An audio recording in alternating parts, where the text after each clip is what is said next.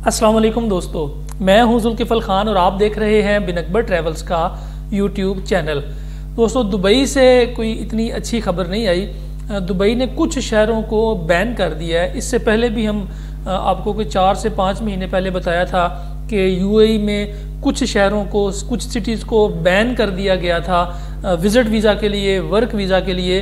अब उनमें कुछ शहरों को मज़ीद ऐड कर दिया गया है। तो वीडियो में आगे बढ़ने से पहले तमाम दोस्तों से वही रिक्वेस्ट, जिन्होंने अभी तक चैनल को सब्सक्राइब नहीं किया, चैनल को सब्सक्राइब कर लें, बेल आइकन को ज़रूर प्रेस कर दें ताकि ऐसी इन्फॉर्मेटिव वीडियो आपको टाइम पे मिल सके, ताकि इन सिटीज़ के जो लोग हैं जो अप्लाई करना चाहते हैं वो अप्लाई करने से पहले इस बारे में अच्छी सी इंफॉर्मेशन ले लें। और जिन लोगों ने सब्सक्राइब किया होता है चैनल, बेल आइकन को प्रेस किया होता है, तो उनको टाइम पे वीडियो मिल जाती है, फिर वो डिसीजन ले सकते हैं जॉब अप्लाई करने के लिए, वीज़ा अप्लाई करने के लिए, टिकट्स खरीदने के लिए। तो बेल आइकन को ज़रूर प्रेस कर दिया करें। तो दुबई से इस वक्त जो खबर आई है, चूँकि यूएई में 3 से 4 इमिग्रेशन हैं। एक दुबई की इमिग्रेशन है, एक अबू धाबी की है, एक अलैन है, एक शारजा की है, फुजेरा की है। अलग अलग इमिग्रेशन हैं। इन सारी इमिग्रेशन में से सिर्फ एक इमिग्रेशन है, वो है दुबई की इमिग्रेशन, जिसे GDRFA कहते हैं। GDRFA ने बेसिकली 11 पाकिस्तानी शहरियों को बैन कर दिया है विजिट वीज़ा के लिए।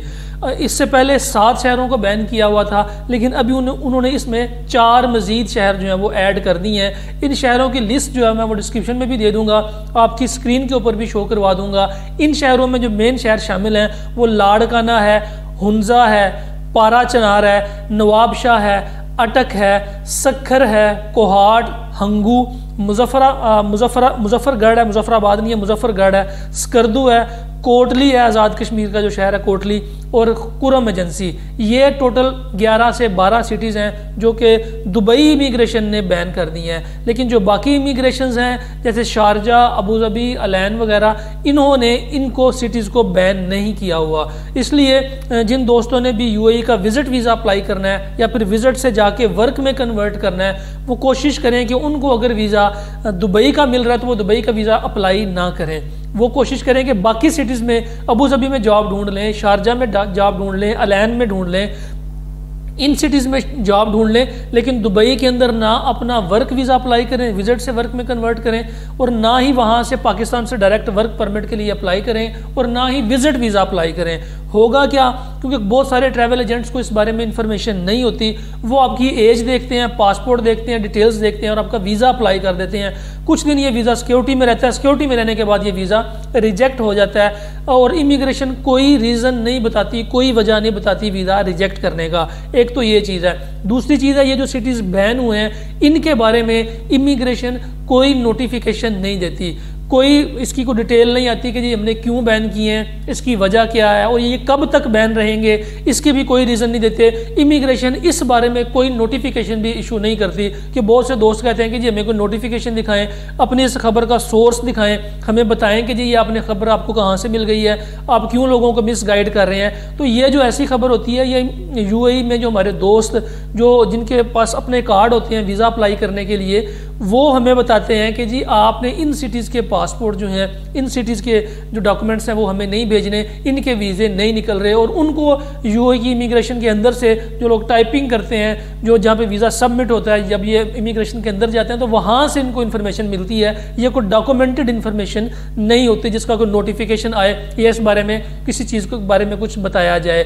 तो जो लोग इस वक्त यूएई में विजिट वीज़ा के ऊपर मौजूद हैं इन सिटीज़ के, मैं उनके लिए ये बात दोहरा रहा हूँ कि जो लोग पाकिस्तानी बहुत सारे इस वक्त विजिट वीज़ा पे मौजूद हैं इन सिटीज़ के, वो कोशिश करें कि दुबई में अगर जॉब मिलती है या आपको कोई कंपनी दुबई का वर्क वीज़ा देने की कोशिश करती है तो आप वो ना लें। वो क्यों ना लें कि आप जब विजिट से वर्क में कन्वर्ट करने के लिए किसी को पैसे दे देंगे, किसी के साथ आप डील डन कर लेंगे, आपके वीज़े की कीमत तय हो जाएगी, लेकिन जब वो अप्लाई करेगा, अप्लाई करने से पहले वो आपसे पैसे ले लेगा। जब आपने पैसे उसको दे दिए, अब उसने अप्लाई कर दिया, आपका वीज़ा इमिग्रेशन में जाके रुक गया, ना वो पैसे आपको वापस करेगा, ना आप पैसे वापस डिमांड कर सकते हैं, क्योंकि वो आपको दिखाएगा ये देखो भाई मैंने आपका वीज़ा जमा करवाया हुआ या इमिग्रेशन आपका वीज़ा नहीं दे रही तो मैं क्या करूँ। आप इस दौरान ओवरस्टे हो जाएंगे, ओवरस्टे होंगे तो आपको फाइन पड़ना शुरू हो जाएगा, आपके लिए प्रॉब्लम्स खड़ी होनी शुरू हो जाएंगी। इसलिए जो दोस्त विजिट वीज़ा पे मौजूद हैं वो दुबई की किसी भी कंपनी की जो कि दुबई जिसका इमिग्रेशन में रजिस्टर्ड है, आप उसका वीज़ा अप्लाई हरगिज़ ना करें इन सिटीज़ के, ये जो 12 सिटीज़ हैं। बाकी इसके अलावा जो शारजा की इमिग्रेशन है, जो अबू धाबी, आप वहाँ पे अप्लाई करें, जो कंपनीज वहाँ के वीज़े देती हैं आप वहाँ के वीज़े निकलवाएं और जाएं, क्योंकि बहुत सारे लोगों के हमने इन बैन सिटीज़ के वीज़े शारजा से, अबू धाबी, लैन वगैरह से निकलवाए हैं, लेकिन सिर्फ दुबई में ये काम नहीं हो रहा। और बहुत सारे लोगों को पता है कि दुबई में GDRFA में इससे पहले भी वीज़े बहुत ज़्यादा रिजेक्ट कर दिए गए थे।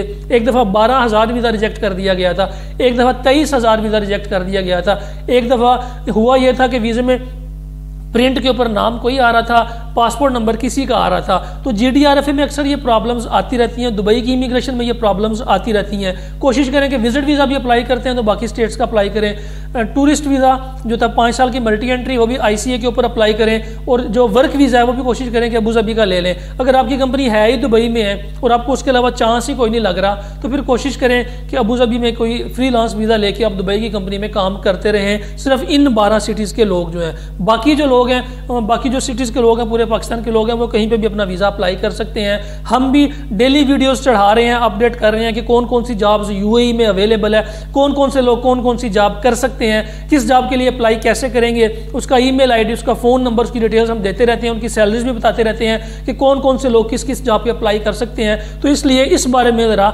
एहतियात कीजिएगा ताकि आपके पैसों का और वक़्त का ज़िया ना हो। और जो जिन दोस्तों ने हमें नया सब्सक्राइब किया उनको बताता चलूँ कि हमारा एक ऑफिस लाहौर में है और एक हमारा ऑफिस सियालकोट में है। मंडे टू फ्राइडे मैं अपने लाहौर ऑफिस में बैठता हूँ, सैटरडे संडे में सियालकोट में मौजूद होता हूँ। अगर किसी ने मिलना हो तो इन दोनों में मुलाकात कर सकते हैं। फिलहाल के लिए इतना ही। अपना और अपने साथ रहने वालों का खास ख्याल रखिएगा। अपने इस चैनल का भी मुझे दें इजाज़त। अल्लाह हाफिज़।